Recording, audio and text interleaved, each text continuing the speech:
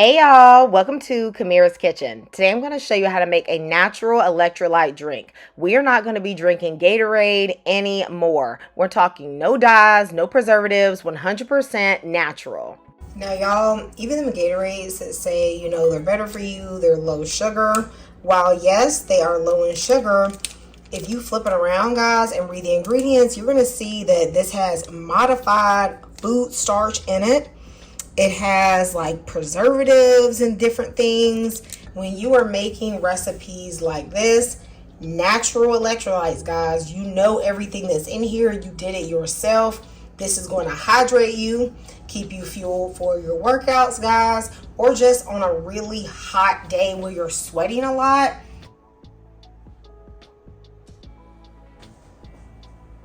I'm gonna wash all of the produce really well. You definitely want to do that before you juice them. One thing we're trying to avoid is a lot of pesticides. So what we want to do is make sure they're clean. I'm going to put in some baking soda. I'm going to fill this with water. And I'm going to allow this produce to soak for about 5 minutes or so in this baking soda solution.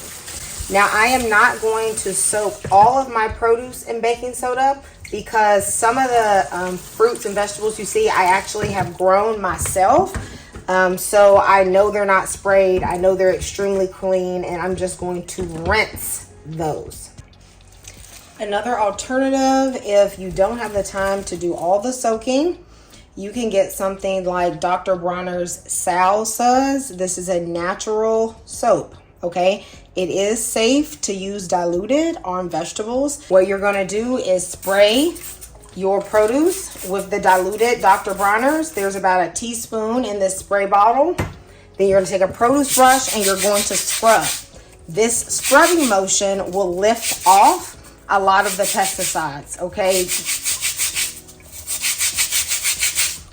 Paired with the surfactants that are in the soap, you will get very clean produce, and they will not taste like soap, okay? This is very clean, this is very natural, and it is safe for produce. Don't just go and start putting your Dawn dish soap on everything, okay?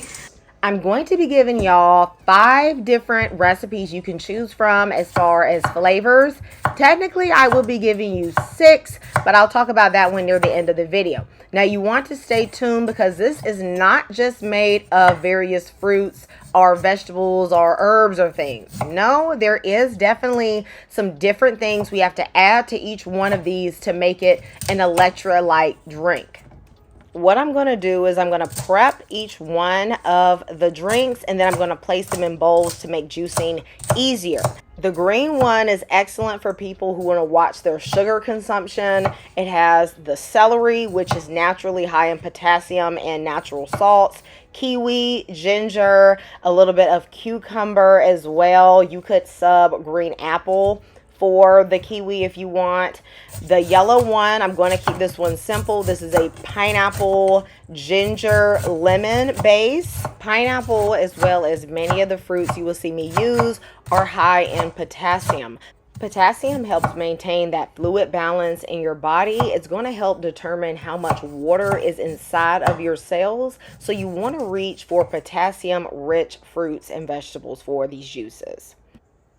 This one's gonna look crazy, y'all, but this is a cantaloupe. I've already cleaned it well. It was in my fridge, but it got frozen, in the back. I'm sure you guys all experienced that.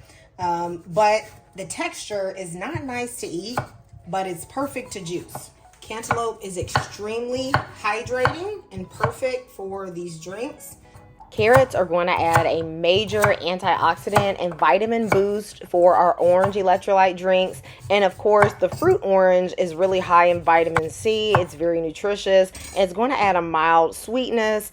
I'm going to place this one aside for my orange drink. The next one is watermelon. Now, y'all, if you can only do one, maybe you don't want to do a lot of different fruits, or you want to save a little money because, you can get one big watermelon for about $6. The watermelon one is the way to go because watermelons are extremely hydrating and they're just full of so much water already.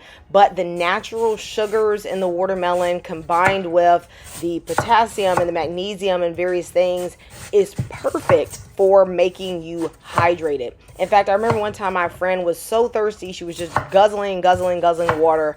I cracked open a watermelon, she had a few slices, and finally she felt satisfied because it really ups that electrolytes in your body. I'm going to combine 3 limes with half of the watermelon, and then we're going to juice this. Now, y'all, these are all the colors and the flavors I am doing.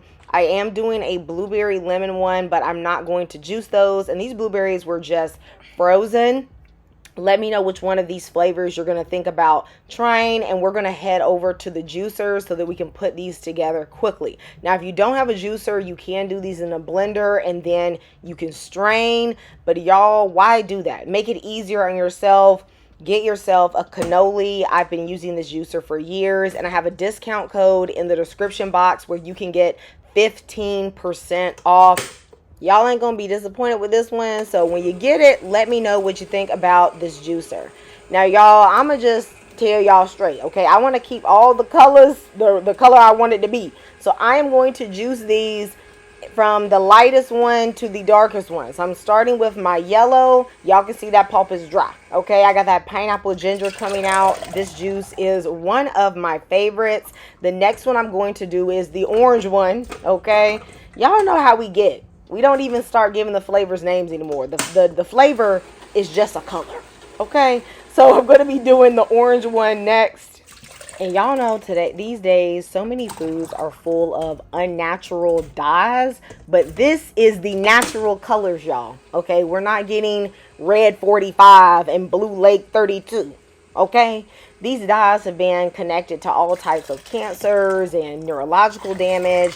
So where I can, I try to avoid them. Now, of course, every once in a while, we're going to have foods with these colorants, but let's minimize it as much as possible. Let's do it the natural way, okay?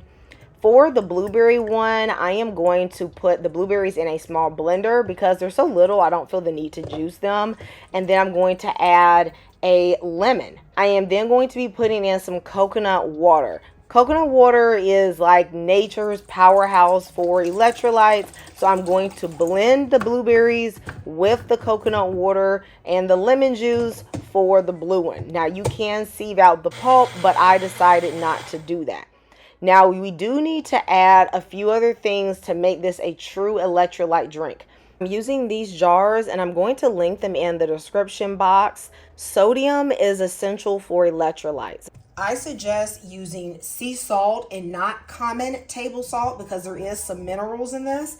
You could also use some Himalayan pink salt that has a bit of mineral content to it as well. I'm going to start with filling our purple one. This is our blueberry. You can sieve out the pulp, but I'm not going to do that. This one already has the coconut water in it. So what I'm going to do is just top it off. In each jar, I'm going to add about 8 ounces of the juice. I really love this green one. This is great for my people that want to do that low sugar. If you don't want to add coconut water, then you can do the melon ones. They're naturally more hydrating and have a little bit more potassium. So I'm going to do one that doesn't have any coconut water in it. Top each one of these off with the coconut water. You're adding about 8 ounces to each one. Guys, these are perfect before a run. I like to also take these before I do my strength training. There's enough sugar in them to give me like a boost, like a pre-workout boost. Inside of each drink, I am putting 1/8 of a teaspoon of sea salt. That's going to add about 250 to 300 milligrams of sodium. If you just want a little bit of a pick-me-up, maybe you're not using these for intense sweating, then you could just add a pinch of salt. If you are doing really intense exercise, like long miles and doing a bunch of sweating, then you can up the salt to 1/4 of a teaspoon per glass. Let me know if you like this idea, if you're going to try it, and I'll see you next time in Kamira's Kitchen. Goodbye, y'all, and God bless.